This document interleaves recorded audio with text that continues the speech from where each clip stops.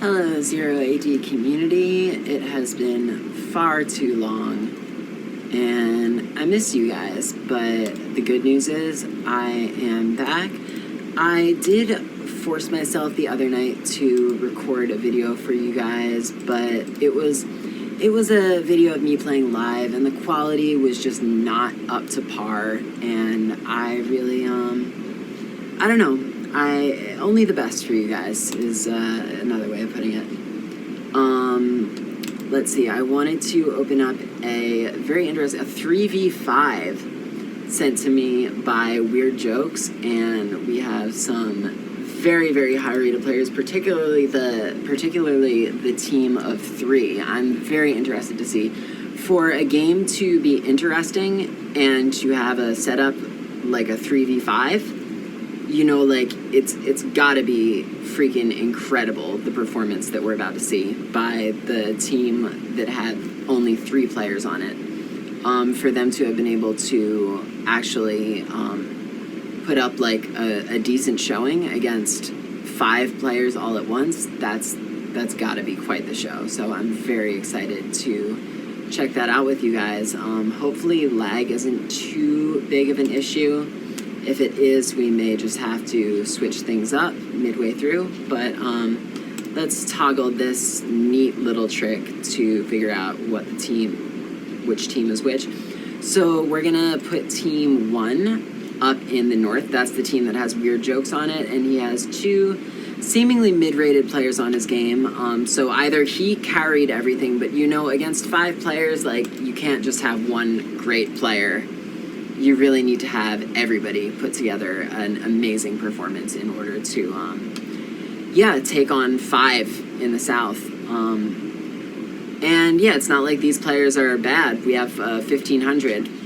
But anyway, so yeah, we're gonna have team 1 up in the north. We are starting out with weirdJokes, playing as my absolute favorite Civ, my almost every time pick, the Kushites. weirdJokes is grabbing the berries, no berry upgrade. And there are some extra. weirdJokes probably is not aware of this extra. Yeah, not aware of these berries here. If he was, then he might have decided to grab that berry upgrade. But either way, that's all right. So he went straight to the wood line, and he has built his storehouse. He didn't go for the trees surrounding the Civic Center. I'm noticing more and more that not a lot of players actually do what Levi is doing, which is go immediately for these trees. And it can be a little bit faster, a lot faster actually, if you have the storehouse right up against the wood line, because the trees end up being so close that really short walking distance gets you the wood a lot faster than this slightly longer distance. But they're all hiding. Has there been an attack? No, so they weren't hiding. I think he just sent them through the Civic Center to head towards, I was going to say the flank, but head east a little bit faster. But Levi did decide to get the berry upgrade because Levi had an obvious crop of berries, extra berries, right over here. And Levi is not on the flank, so it's a little bit safer for Levi to get these berries over here. In the purple, and Levi is playing as who? The Britons. So now over here in the northeast, we have the Marians, and that's HerkEule, who is playing on this team. And HerkEule was a kind of a joke character in Dragon Ball Z. It's funny that I was going to kind of make a little joke, which isn't going to be funny anymore now that I'm explaining it to you guys, but I was going to say you're probably not going to hear as much audio distortion because my heater in the basement, the furnace, is not running, because it is my favorite anime when I was 7 years old today, Hot as Balls. It's such a bad joke. I'm so sorry, guys. Okay, so now getting to team 2 in the east, we have Pandravabal playing as the Carthaginians. No berry upgrade, but they did go for the berries. Yeah, if only they knew about all of the extra berries surrounding their base, I think they would have gone for that berry upgrade. But it just goes to show how important it is to do your scouting kind of as early as possible if you're able to. Even if you want to use your cav to gather the chickens, sometimes it's a good idea to send an archer or a skirmisher, depending on which civ you're playing as, to just get the immediate area surrounding the base, just to figure out if you have those extra berries. So yeah, Pandravabal has decided to shy away from the flank rather than go for this wood line, but that kind of makes sense because this wood line isn't really in their territory. But, you know, they could have gone for this one, but they decided to go a little bit further back towards the edge of the map. No wood cutting upgrade yet. Oh, we had a very early rush from, we're about 3 minutes in, so let's actually restart real quick. Hey guys, so to catch you up on the northwestern flank, we had weirdJokes who built just one singular extra cav and sent it venturing into Leopard's territory, who built 6 extra cav who were right around the northern flank. It seems like they were hunting in that area, but after taking out that wandering cav from weirdJokes, they decided to, rather than drop off that 75 food, just run straight into weirdJokes' territory and to try to take out some of these women. Let's see if they're able to get any. It looks like not. They weren't able to get any of weirdJokes' women, but the Civ Center happened to aim for the cav who had already taken a little bit of damage from weirdJokes' cav and take it out, so that was kind of a lucky strike there. Now, weirdJokes definitely did a very smart thing in building this tower, but it looks like Leopard's cav are still able to take out a couple of the women before they hid inside the houses. Also took out an archer and about to take out yet another woman. This archer is probably going to make it to the Civic Center. So 7 kills from weirdJokes, but, okay, so another cav kind of, Leopard lost control of it, it looks like. So even though Leopard has gotten quite a few kills, all of these cav are very low on health, and if they venture too close to, okay, very, very good micro. Leopard keeping those cav just out of range of the arrows of the Civ Center, because a single arrow probably could have been enough to take some of those cav, or one of those cav, out. And let's see, we had them taking out weirdJokes' priest as well, who was doing the thing that I was talking about, which is explore right around the outer boundaries of the Civ Center. Let's see, weirdJokes did find out about those berries, though, which could be helpful for them. So weirdJokes, who is hurting after that rush, has been sent some food by HerkEule. And it looks like, yeah, it looks like Leopard is still building up their cav. It looks like they're planning on more than likely doing some more rushing throughout this game. And yeah, Team 1 is vulnerable, especially because of, okay, so weirdJokes is kind of trying to take revenge and has successfully done so, taken out one of these cav as they were resuming with hunting, but now the ones that were healing in the Civ Center haven't gotten to do much healing, to be honest, but they came out to chase weirdJokes' singular cav out of Leopard's territory. And they're continuing to give chase, but they eventually decided it wasn't worth it, and they were very close to this very large group of, I guess, what are they, antelope? Red deer. So they're going to resume hunting. So yeah, weirdJokes is definitely hurting in terms of population, but then again, so is Leopard. Leopard's down to 27, but when you're building cav this early in the game, like a lot of, basically your population is going to grow a lot slower no matter what. And yeah, I would say Leopard definitely came out on top as far as that rush goes. yeah, he definitely executed it pretty successfully. He only lost 3 and he killed 8. And I think at least 1 or 2 of those kills were actually cavalry. So Leopard has invested in a stable. It's pretty early to invest in a stable. Yeah, especially because they're training Cav out of the Civ Center. So that wood that got put into the stable is kind of not really going to much use. Although Leopard is floating wood anyway, so it doesn't matter a whole lot.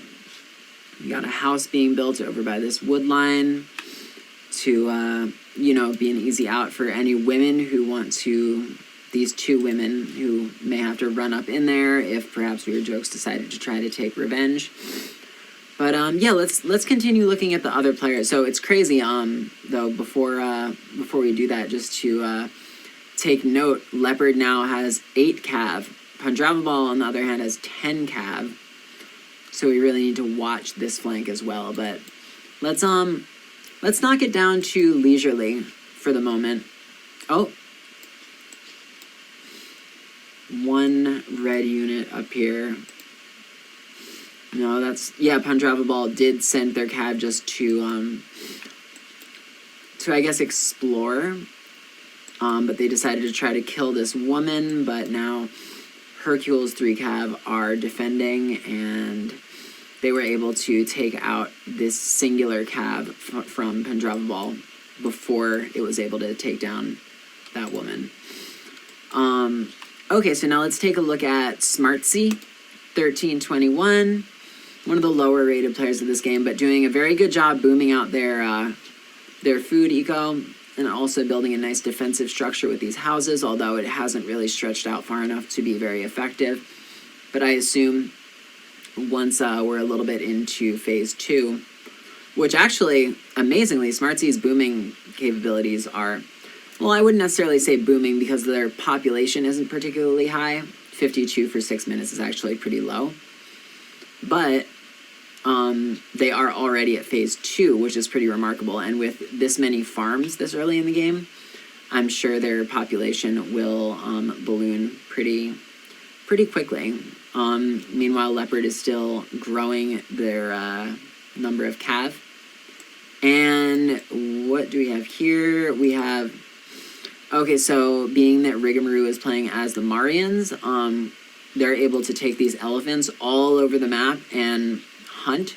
They could also utilize these elephants to gather berries from all over the center of the map, but they are not doing that seemingly.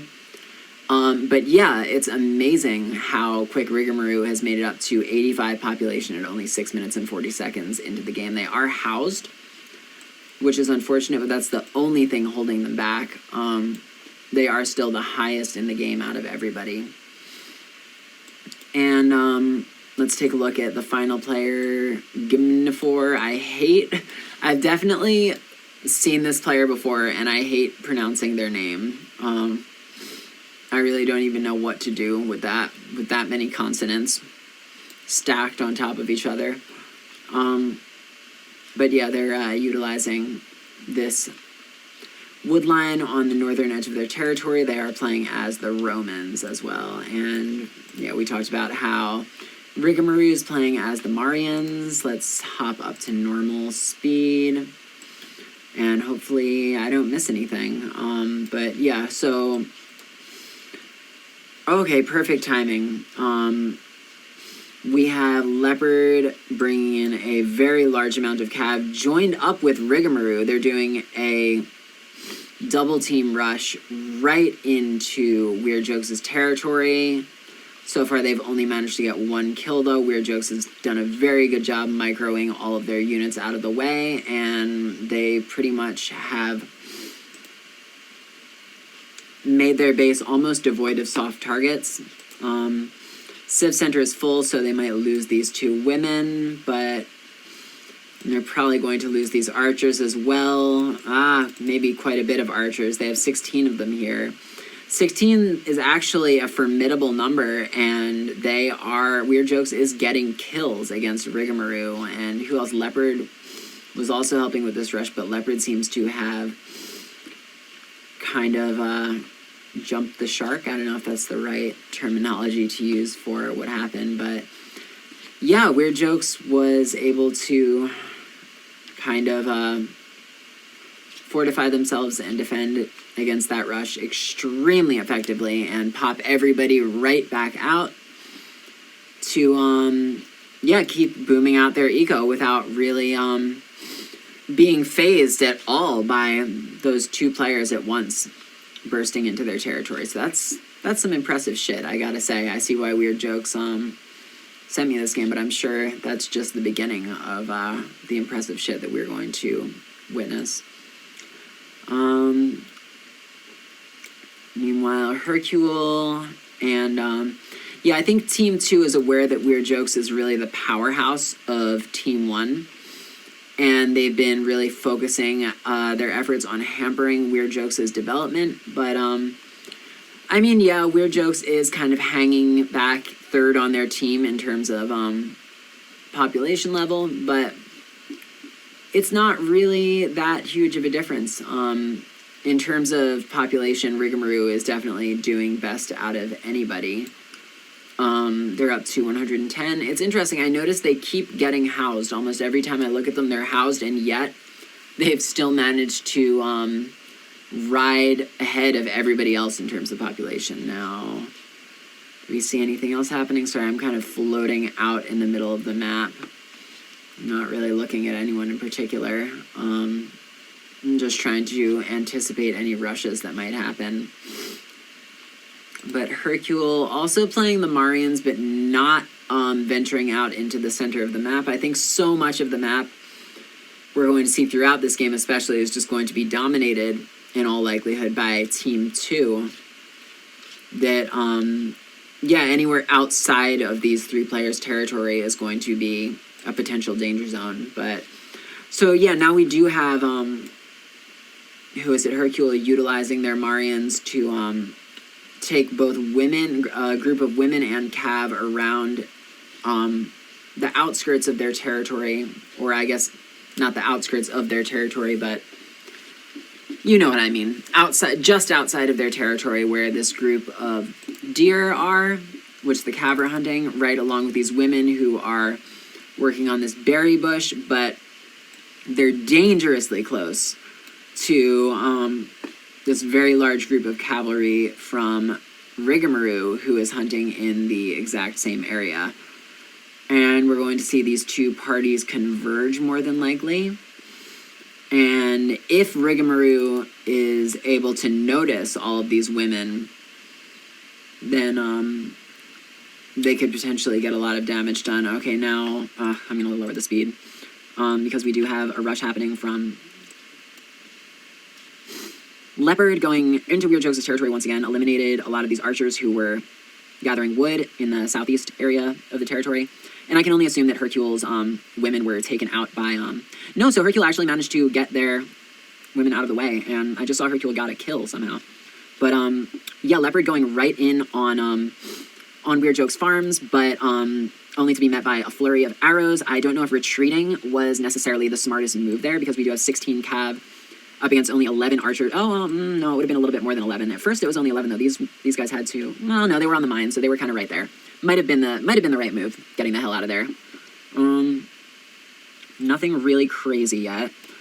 And incredibly, yeah, HerkEule is right back at this apple tree and these deer, and is continuing to hunt in this area, unencumbered. I can only assume that, Rigimaru's party of cavalry who was hunting in that similar area. I would have to assume that maybe Rigimaru just did not notice that there was that vulnerable group there outside of HerkEule's territory. But we're seeing just the last two players, weirdJokes and Pandravabal, hit phase 2, and now we have... Wow, okay, so Leopard brought a bunch of their cav right into Levi's territory, but it looks like they are rounding out the edge of Levi's territory, looking for perhaps some soft targets, but I don't think they're going to be able to get around this big group of trees here. Maybe they're just back here waiting in the wings for an opportunity to inflict some damage. And they may actually very well be able to slide through the gaps in these trees back here. In fact, they are, yeah, so this is a sneaky little sneak that they're doing with these 16 cav. Now, it's 16, which is a formidable number, but they are only about 2/3 health altogether. And yeah, looks like we're going to see a lot of these women drop. Maybe.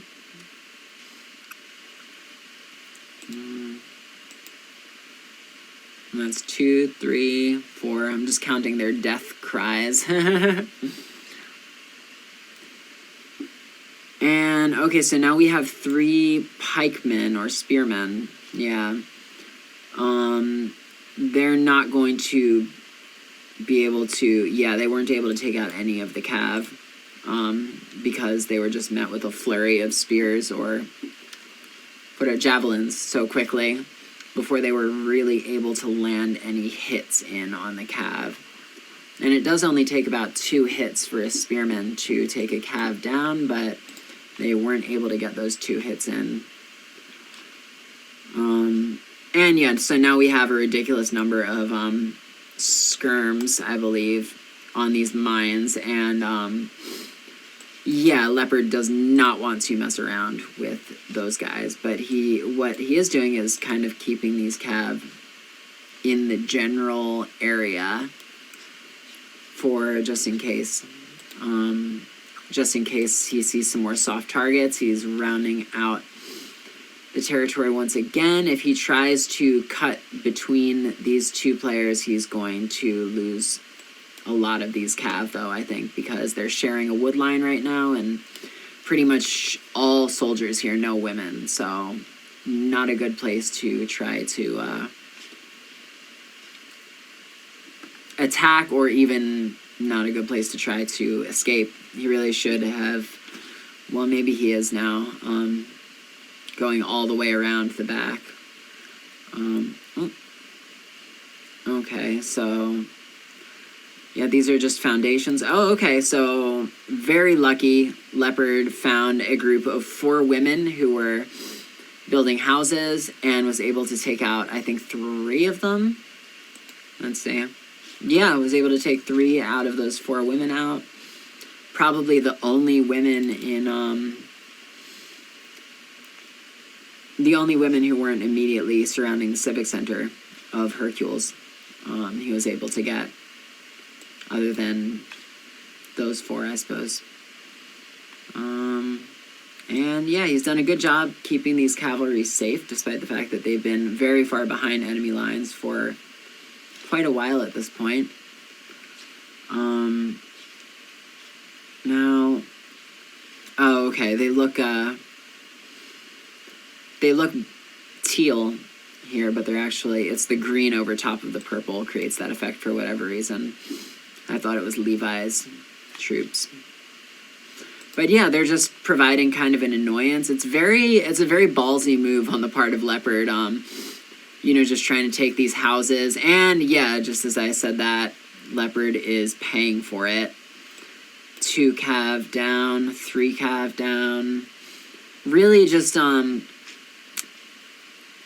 a little bit too cocky, I think, bit off a little bit more than he could chew, and yeah, definitely paid for it, lost a handful of his cav, and really, like, the only, Leopard's only real use during this game at this point is to be an annoyance with these cav, and I think it might be kind of a miscalculation because, he's less than half of almost every single player other than smartse in terms of population. He really spent so much time microing those cav, just like hanging out along the back of Team 1's territory, that he kind of got lazy with his population back home, and he's not really doing all that much at all, having only 80 pop.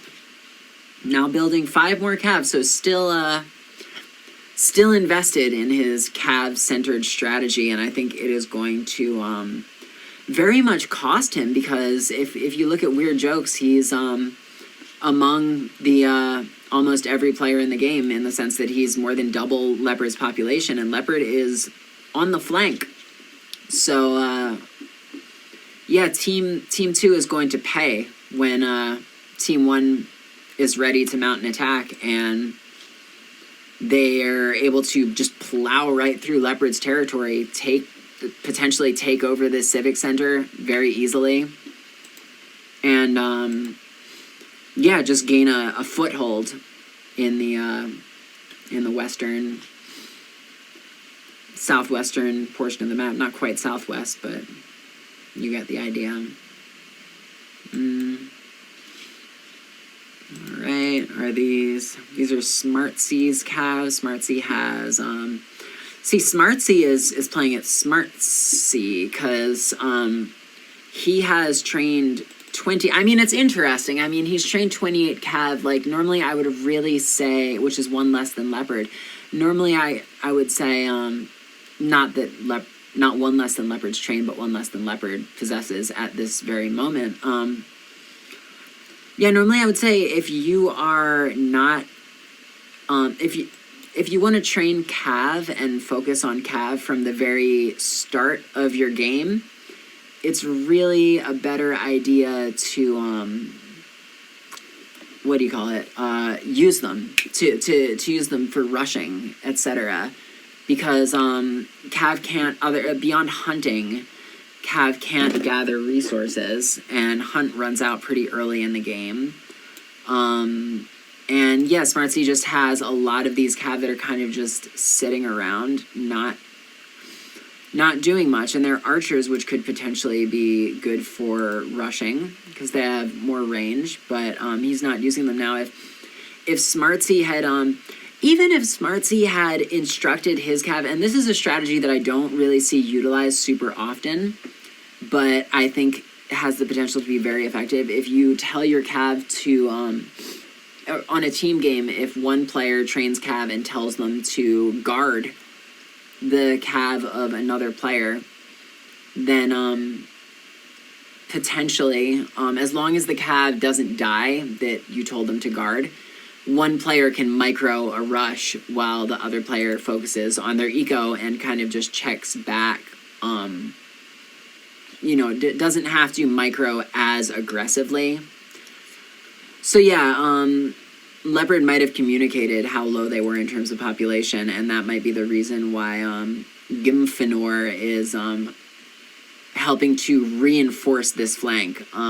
Because yeah, if it was just Leopard on his own, he would have a lot of difficulty. I think that's why you see these walls going up. That's why you see this defense tower, which is a real stone tower, which is really the best possible move. I could think because Leopard does not have the population that would be necessary to really defend his flank in the way that he would need to at this point in the game. But now we see these insane fortifications being built up by gmfnor.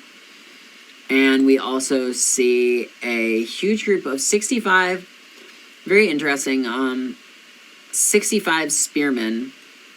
I think it's like a monoculture. Usually, generally speaking, like monoculture isn't the most effective way to farm. It kind of kills your land, and in the same way, training only one type of unit, generally speaking, isn't the best way to go into battle.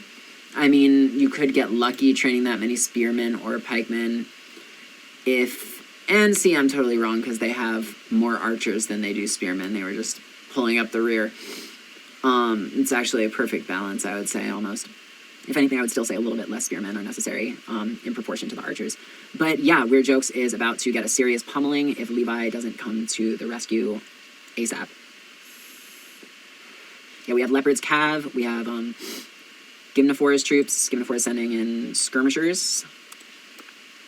Sorry for the lag, y'all. Is this the... No, that's not the one I wanted to. Sorry. There we go. Alright. Yeah, we don't want to get rid of that. We want to see that. So, as far as I can tell, Team 1 seems to be... Team 2 seems to be dominating pretty severely. Leopard got an emergency 1,000 wood sent over by smartse to bolster this affront into weirdJokes territory. And now we have... this lag is terrible. I'm so sorry, guys. I think it might be because of the screen recording. Not 100% sure, but we have Levi sending in their army, but I gotta say, they are coming in a little bit late.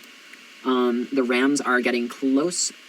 They've actually reached the Civ Center, but we did have a group of swordsmen. Yes, very smart move on the part of WeirdJokes.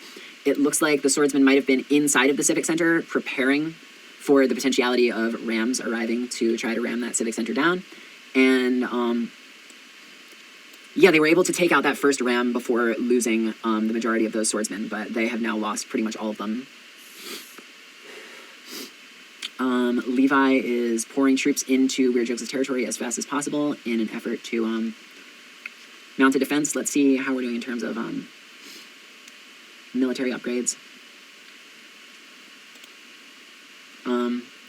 WeirdJokes is decent. Levi is crazy with the military upgrades. Already has all of the Phase 2 and some of the Phase 3 upgrades. So, yeah, it looks like Levi is actually doing a really, really great job repelling these troops. Meanwhile, nothing really happening on the eastern flank, but I think HerkEule is keeping his troops contained within his territory to prepare for an attack from Pandravabal, and it looks like smartse is going to be potentially aiding in that attack. And yeah, it looks like gmfnor and Rigimaru found themselves outmatched by Levi's troops. Levi's kill-death ratio is crazy at 2.3, and WeirdJokes isn't that terrible. It's 0.7, which is still obviously under the water, but not terrible considering they just got attacked by 3 players at once. But we do have a fresh group of 3 rams. Oh, okay, these are actually Levi's rams, so I'm not sure what good they're going to be able to do.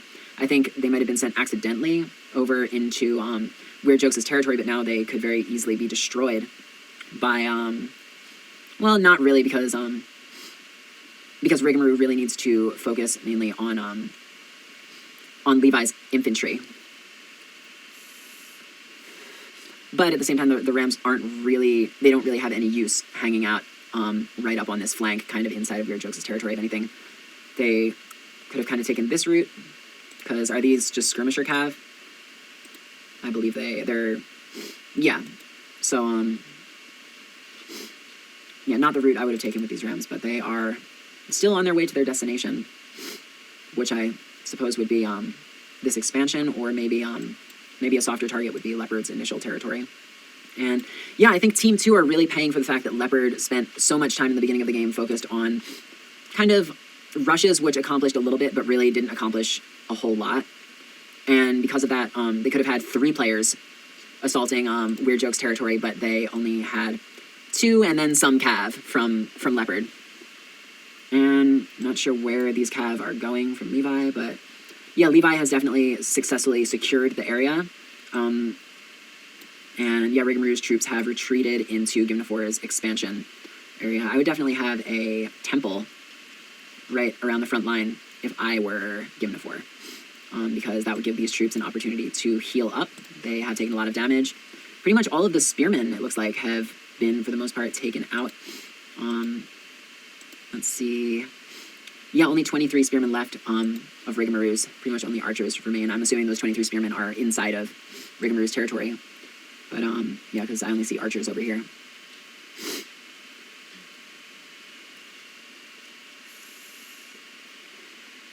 Let me see if I can do anything else to lower the graphics quality. Yeah, there wasn't really that much I could do as far as graphics go. But yeah, now Team 1 has gone completely on the offensive and reversed the momentum that Team 2 had started with their incursion into WeirdJokes' territory. These Rams, which have survived because Levi had put up such a strong fight and pretty much eliminated all of the melee infantry, which would have been needed to take out the Rams, which are now about to reach, reach Leopard's territory, which is really kind of a soft target. This tower isn't even garrisoned, which, if they're not careful, Team 2 may lose this tower. And we have these cav running up into, I don't know where they're going, to be honest. And this flank, in the meantime, I was going to say things have been all quiet on the eastern flank, but that's not quite the case. HerkEule has been fighting off, Pandravabal has been fighting off HerkEule's advances, and HerkEule has been using, it looks like, a combo of archers, elephants, and there's a champion archer in there, some swordsmen, some spearmen, to try to get into Pandravabal's territory, but yeah, Pandravabal has taken a lot of losses. Smartse really, I feel like Smartse kind of should have been backing up Pandravabal a little bit more than he was, because it looks like he hasn't really been fighting that much at all. He doesn't have a lot of kills or losses, but he's up to about 200 pop, so he really could have been involved in the fight that created all of these corpses more than he was.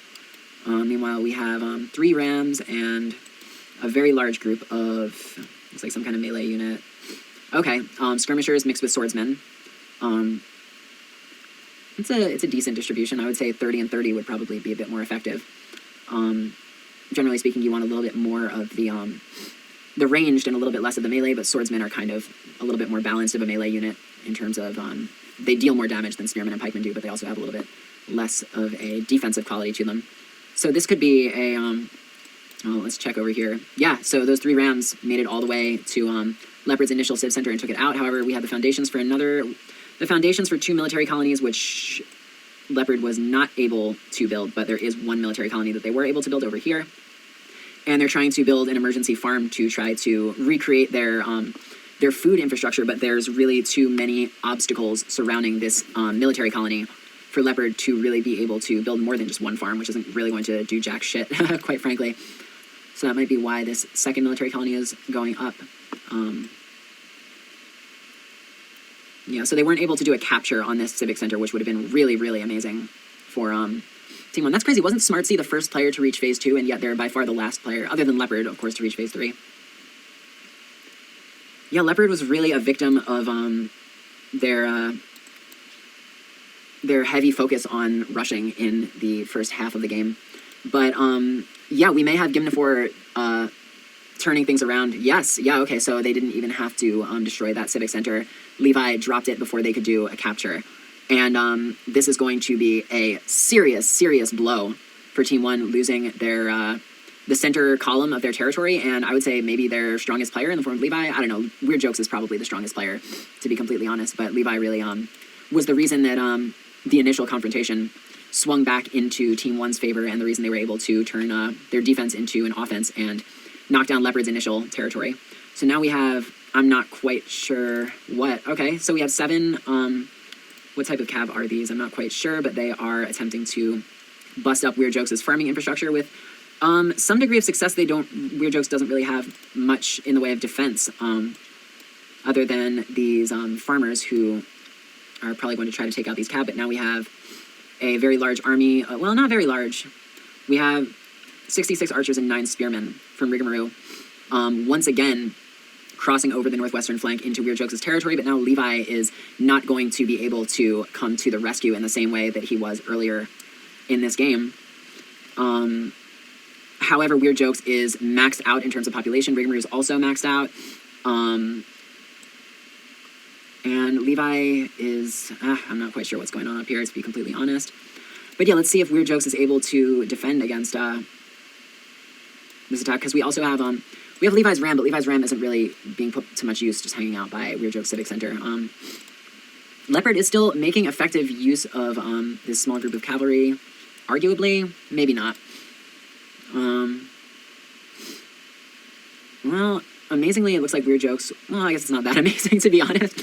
But yeah, weirdJokes was able to repel this group of archers that was trying to get into his territory, and Levai is currently in the process of rebuilding his civic center, and yeah, he's kind of, okay, these are all his troops. So yeah, he's repelled pretty much everybody out of his territory, but here's the crazy thing, I don't know, yeah, it seems almost like a definite that gmfnor is going to finish building this very, very sneaky, conniving, sinister civic center up in the north of the map, and we're gonna, insidious, that's the word I was looking for. This is going to definitely be an interesting development, for sure. And yeah, Levai's population is very low, and a lot of them are cav, but being that he was able to rebuild his civic center, he should be all right, other than the fact that, I mean, in terms of territory, it's a very interesting development that this is going up, but yeah, I mean, all it would really take would be a couple of rams on the part of Levai to kind of sneak up here and knock this down, and Levai has not had a shortage of rams during this game. For instance, there's one or there was a ram right by Weird Joke Civic Center. Yeah, it's still there. So all it would really take theoretically would be for that ram to slide up and knock this down. I don't really see that there's a huge purpose to it other than it's going to grant gmfnor some stone, which gmfnor is low on stone, but I mean, stone isn't really like that type of resource where like you need to like sneak all the way in the back of somebody's civic center and build a whole other new civic center just to gain access to a stone mine. Like there's plenty of stone in the center of the map, so I don't know if this, well, okay, so now we have a fortress going up, so now things are going to be getting a little bit more dangerous if they're able to get that fortress up, but both Weird Jokes and Levi should be well aware of gmfnor's territorial presence wedged in between their two civic centers here. I think, I don't know, I would have to say the time and resources that it took to build that civic center up there probably could have gone to better use elsewhere, but we'll just have to wait and see. We have a large Kushite pyramid right south of Weird Jokes' civic center, because this has been a target. This has been probably the #1 target for Team 2 throughout this game, and this will increase the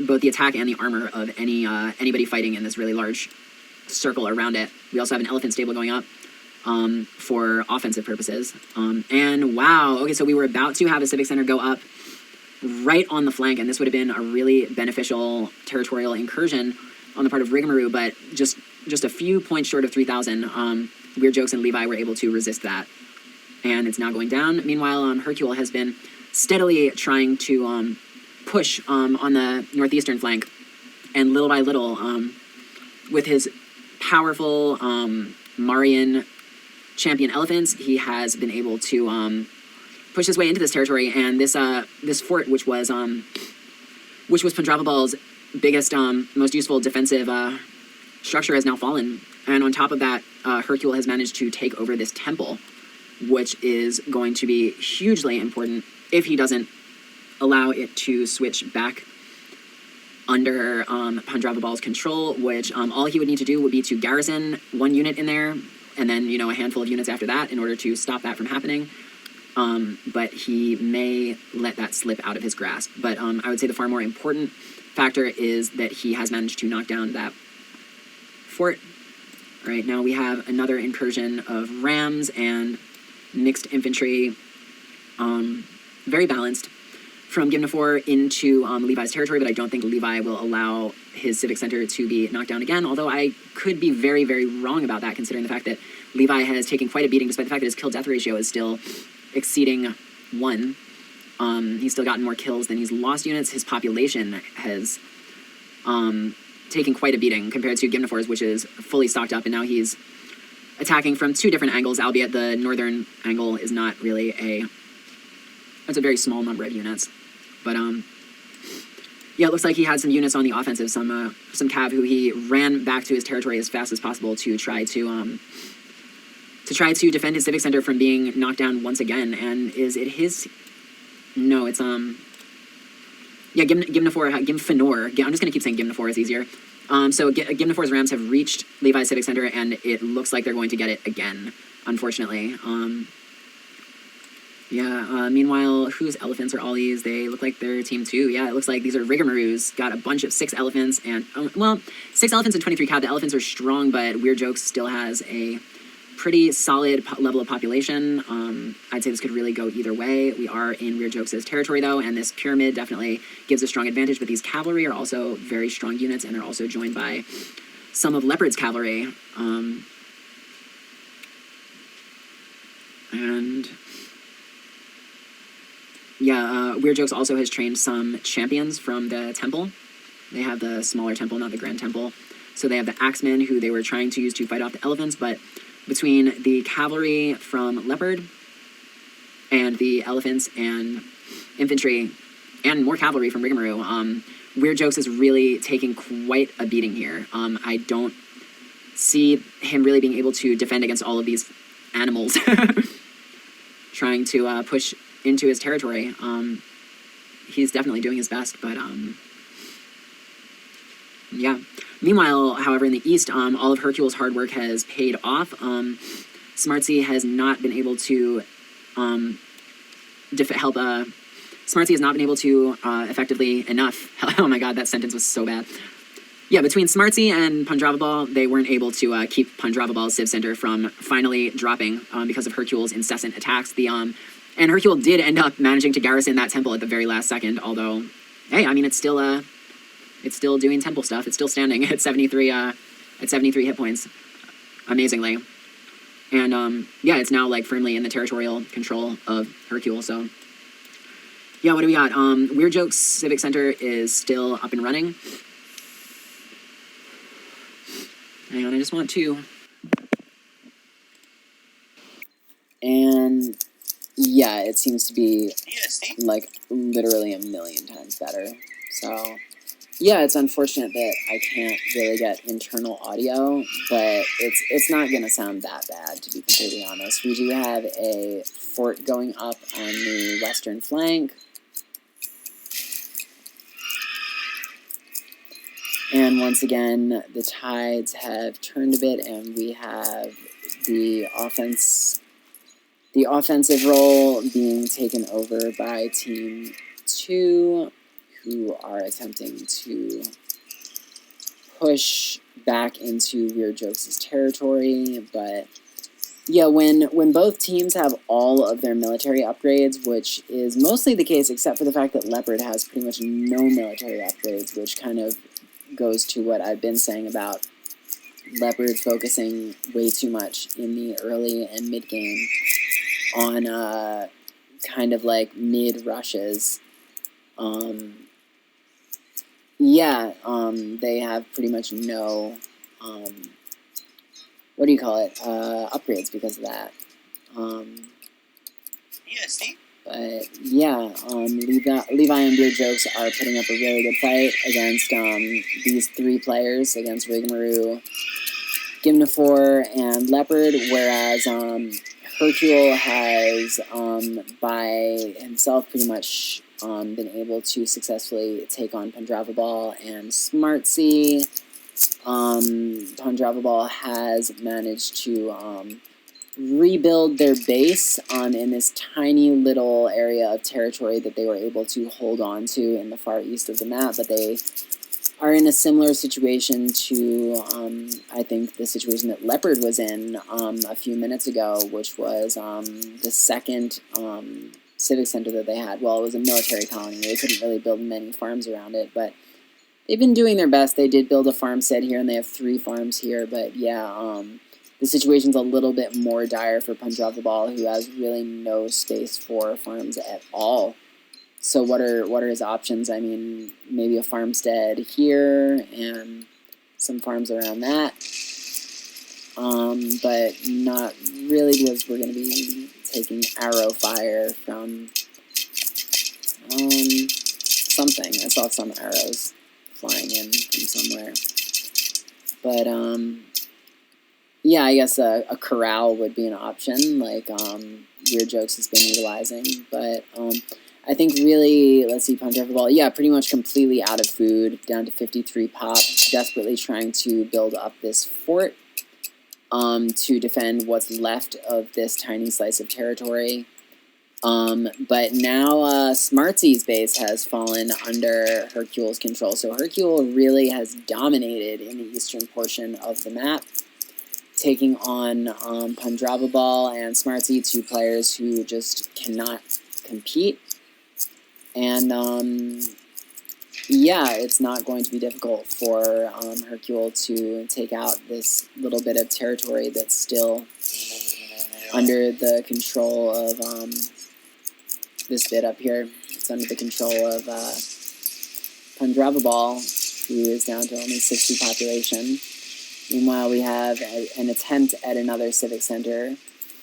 And it looks like it may be a successful attempt at another civic center from smartse to try to gain some territory back, but all of the important infrastructure has fallen under HerkEule's control. Smartse did do a very smart thing by destroying this defensive ring of houses that they had built, rather than letting HerkEule gain an advantage, a defensive advantage from that territorial protection. HerkEule smartse brought those houses right down as soon as that civic center, as soon as he lost control of that civic center. Yeah, let's see. Where are the majority of HerkEule's troops is my question.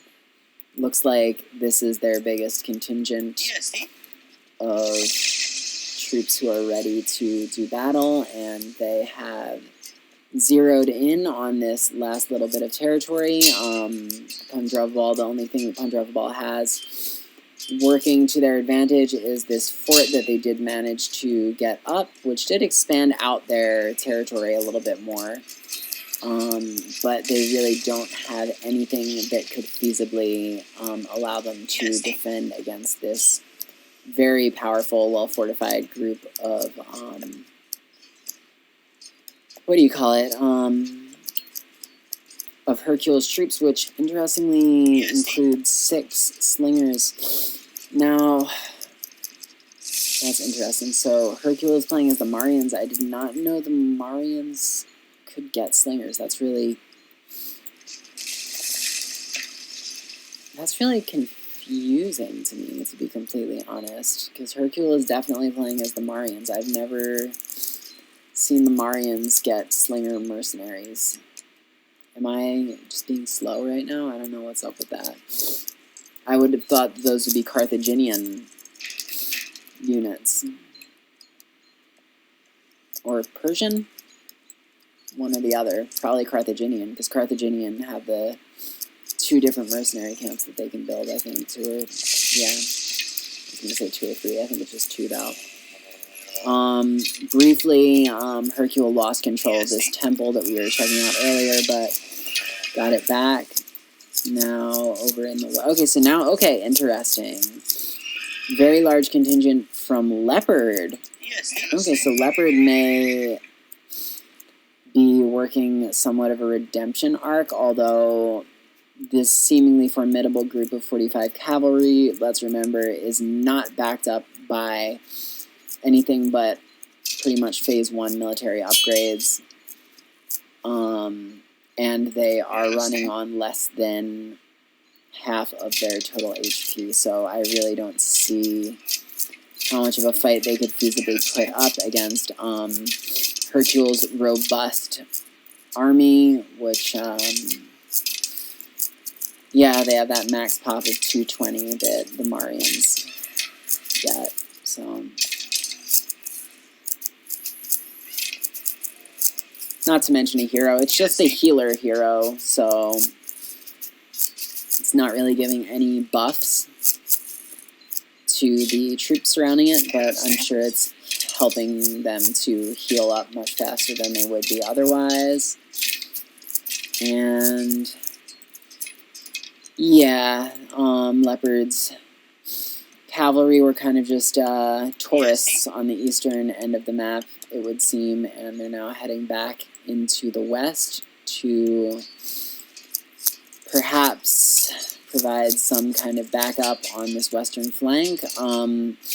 We do have weirdJokes pushing very far out into the southwest, kind of encircling this base that includes close together civic centers and military colonies from Rigimaru, gmfnor, and Leopard, all 3 of them.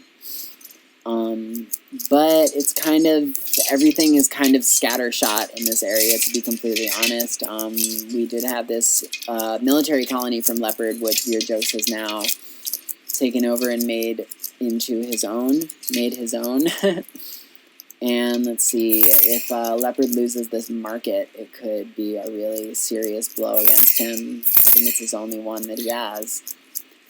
And yeah, not being able to trade resources at this point in the game when he's running so low could really be devastating for him. But so far that market is remaining under his control.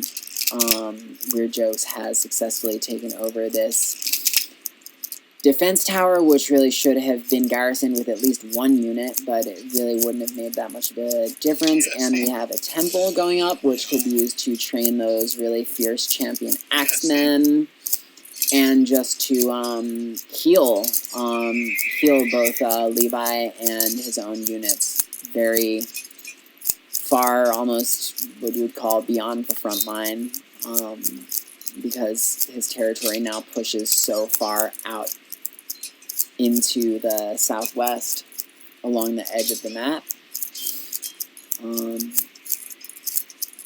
Yeah, he's taken this stable as well, so yeah, very, very strong position for Team 1. I could really find it hard to imagine that Team 2 manages to find their way out of this situation, especially just looking at the kill-death ratio. Rigimaru is the only one with their head above water, and seems like that may not last very long, although it did just jump up from 1.1 to 1.2, which is a pretty big jump when the numbers are this high so late into the game.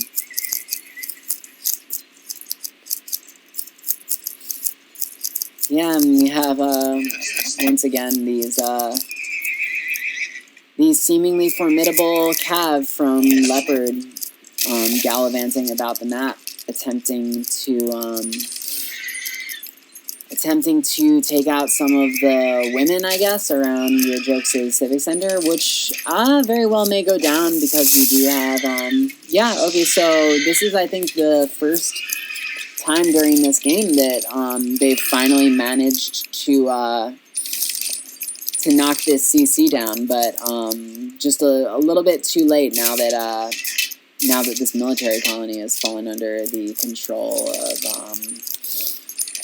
of weirdJokes, so he's really able to retain pretty much all of his territory, especially because it's adjacent to Levi still, and he is running very low on resources, so it's not going to be super easy for him to rebuild that civic center. Look at all these farm animals. That's such a shame, such a waste.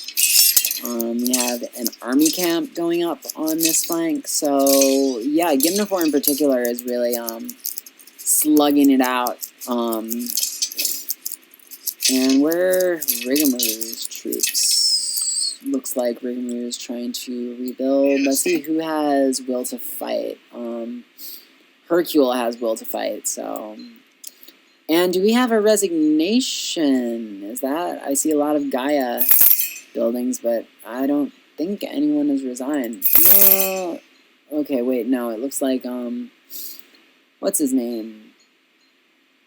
Not smartse, Pandravabal. I think Pandravabal must have resigned, but it seems like he's still in the game. He only has 5 units left, but somehow his buildings went to Gaia. I'm not sure how that could happen without a player resigning. But, yeah, he has lost control of them.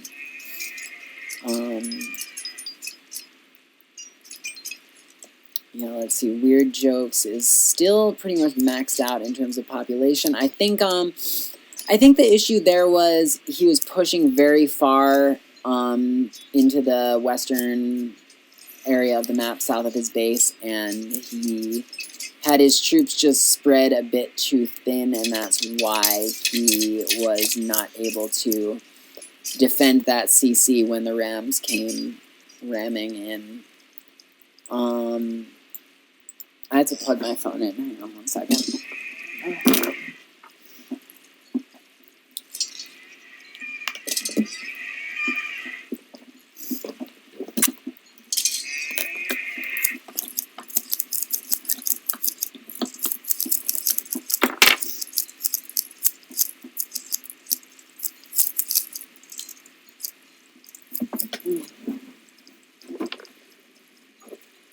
Right, so yeah, it's crazy that smartse has managed to retain control of this large of an area of the map this late into the game, but it's really more by virtue of him not really being that much of a threat to Team One's overall success that they've had in this game. So HerkEule was kind of able to take his time, you know, maintaining his eco and keeping his population as close to 220 as can be. Throughout this game, he's really the only player whose population seems not to really have fluctuated that much. He's pretty much had continual success on the eastern area of the map, and I think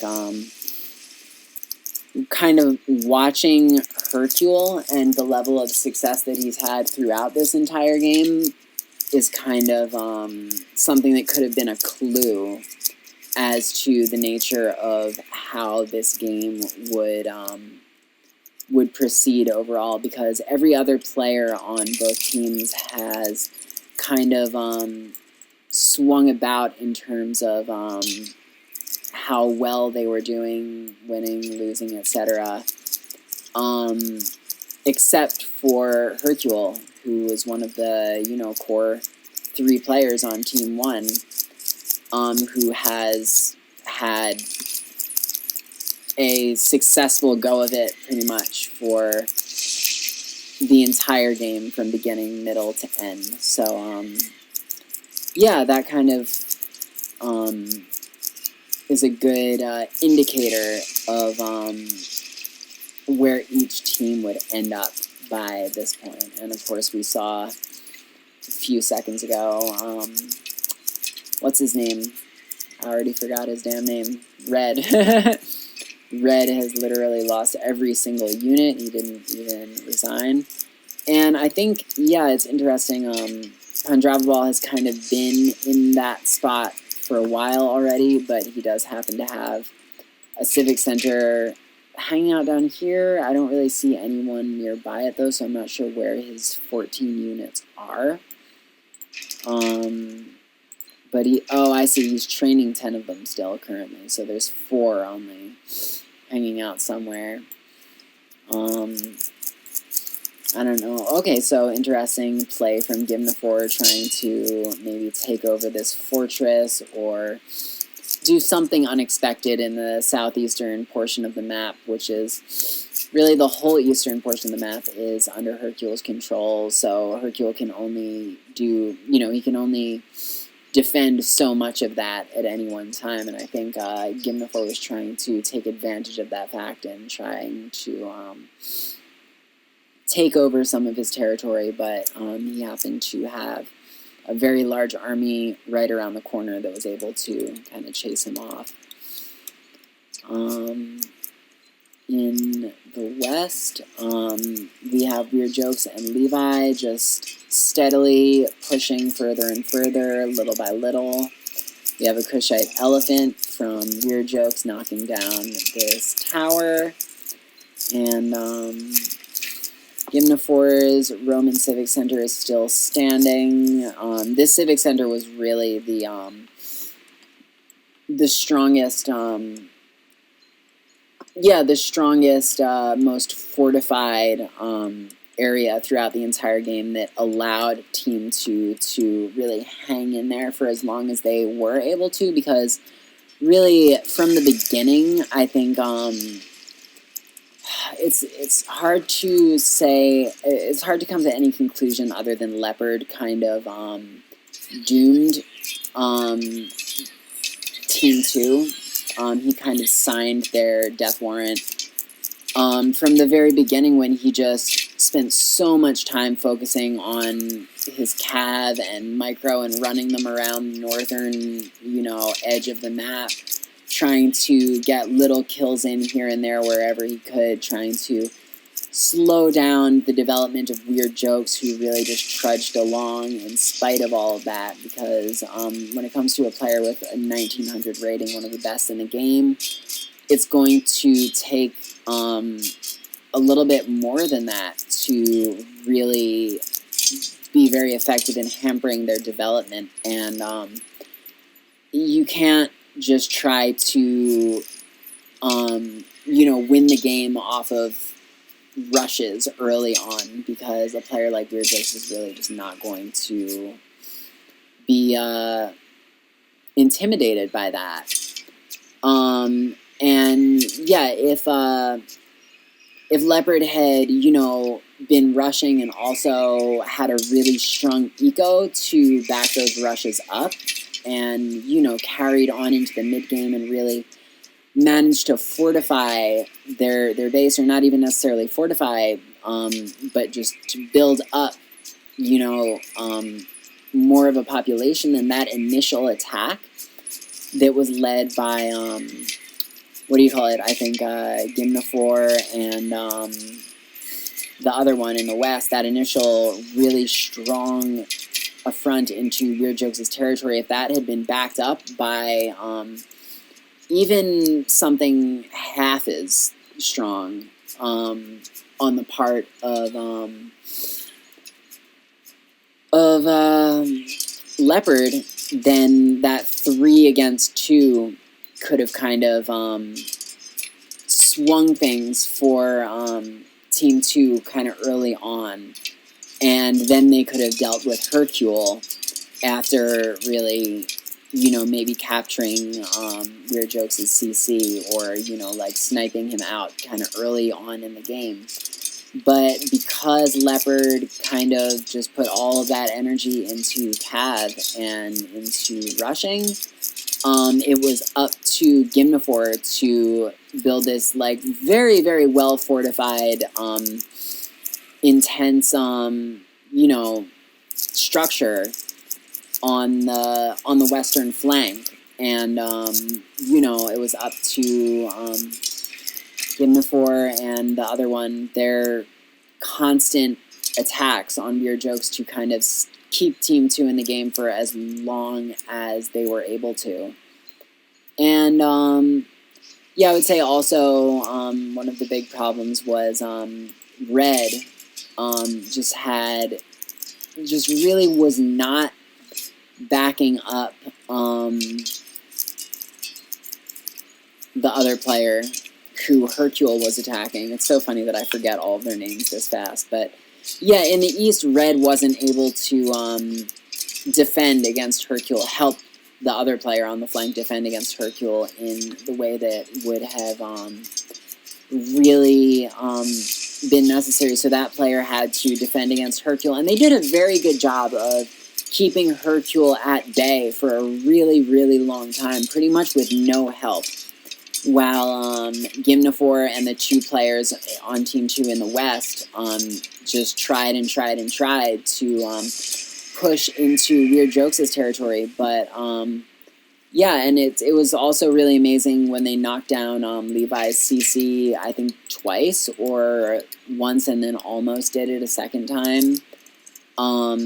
That these 2 were still able to defend against 3 really strong players attacking them nonstop. But yeah, another really smart strategy on the part of weirdJokes was building that Phase 3 Kushite pyramid right by the CC, so that you know, because weirdJokes was kind of buckling in for a very defensive game, despite the fact that Team 2's flank player was a soft target. They really had to wait until they had defended against many different waves before they could really seriously think about pushing into the western portion of the map and really taking out leopard, who was a soft target. Yeah, but eventually, with HerkEule covering everything in the east and slowly but surely extending their territory clockwise along the eastern side of the map, yeah, weirdJokes and Levi just had to hunker down and defend, and that's what they did. I think, yeah, I think it's interesting because we saw weirdJokes' farms were getting assaulted a lot throughout the game, and I think it was a really good use of a corral that weirdJokes took advantage of and built all of these cattle, and was able to use his cav to continuously keep his food going, and he was using all of that food, which means basically that means he made sure to keep his wood eco. He made sure to very much stay on top of his wood eco, because if you see late in the game that your food eco is exploding out of control, generally speaking, that means you don't have enough wood.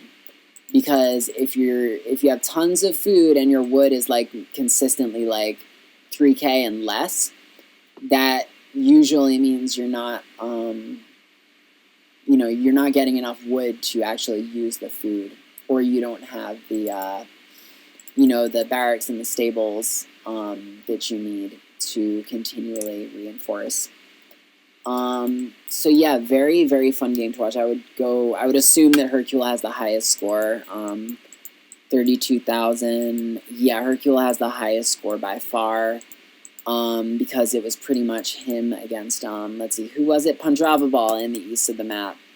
Yeah, HerkEule, Pandravabal did a really good job of keeping HerkEule at bay for as long as he possibly could.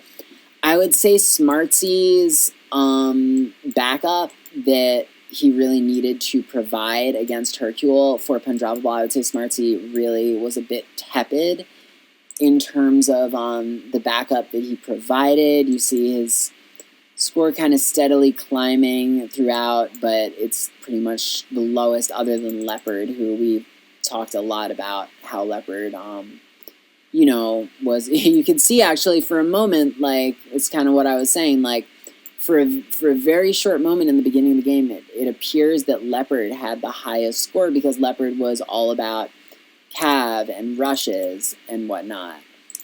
And, yeah, the reality was, like, you can't rush all like that, like, and just rush and micro, if you're not gonna back it up with eco. You need to be able to basically play two games at once if you're gonna rush like that. You need to be able to play the game of maintaining your eco and, using your cav to hunt in addition to rush, and, get your phase 2 buildings laid down, like, continually have, like, if you need to use auto queue, like, there's no shame in it. A lot of players feel like, auto queue is for newbies or, like, whatever, because it's a new feature that they added in Alpha 24. No, auto queue can be really useful. Like, I always use it for, sometimes, like, during phase 1, it's really the best move, and even early in phase 2, the best move is to just do one unit at a time coming out of your civic center and your barracks,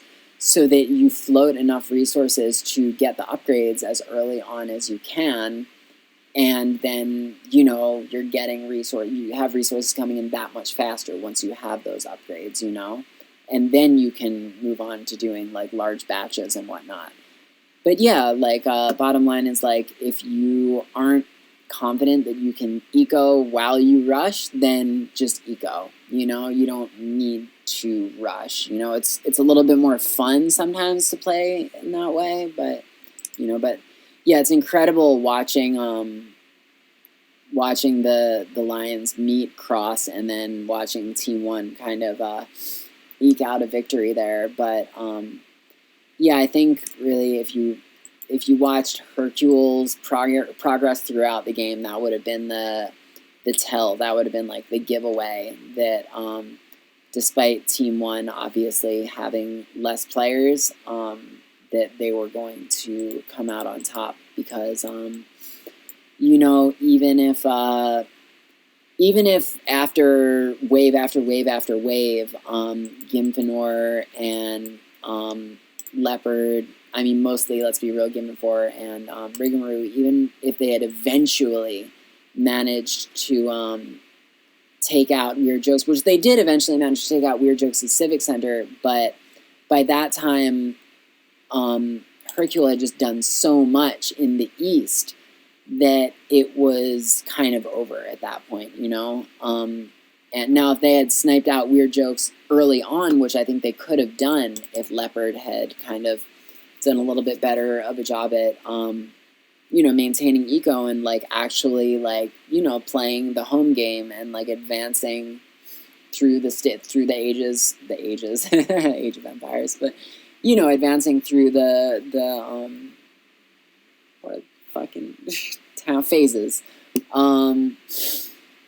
Yeah, you know, then it would have really been a lot harder for levai and weirdJokes to you know, do what they needed to do, and you know, they could have taken one of those players out, taken out weirdJokes, maybe gotten his territory, and then focused their attention on HerkEule. But they just let HerkEule go crazy in the East for way too long until it didn't really matter what happened in the West, because HerkEule was so dominant in that part of the map that, yeah, it was pretty much just Team 1's game. But yeah, that was super fun, guys. I missed you, and I don't know, I feel like I'm the only 0AD YouTuber who really does comprehensive, like, commentary and whatnot in my videos, and, yeah, I don't know, I saw another YouTuber, put a video up yesterday that they mostly just post replays, I think. They don't really do much analysis or commentary usually.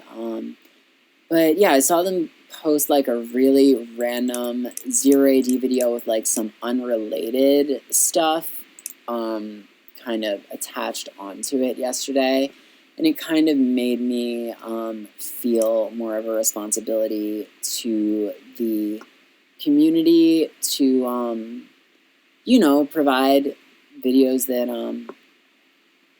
you know, are very 0AD focused and on topic. You know, not that I'm always the most on topic, but anyway, yeah. Thank you guys so much. I really appreciate your viewership. It would mean the world if you gave this video a like and subscribed if you want to see more of them, and ring the bell, all that stuff. And hopefully I'm able to be a little bit more regular with these. I've been focused a lot on like my music lately, but yeah, 0AD just like really centers me and it keeps me grounded in a way, if that makes sense. So I really want to continue making these videos a regular part of my weekly routine, and maybe at least get like one video out a week for you guys and not have like any more like 3-4 week breaks with no videos. So yeah, I'm gonna make that my goal going forward, and yeah, I love this community. You guys are awesome, and I hope to see you guys out there in the lobby.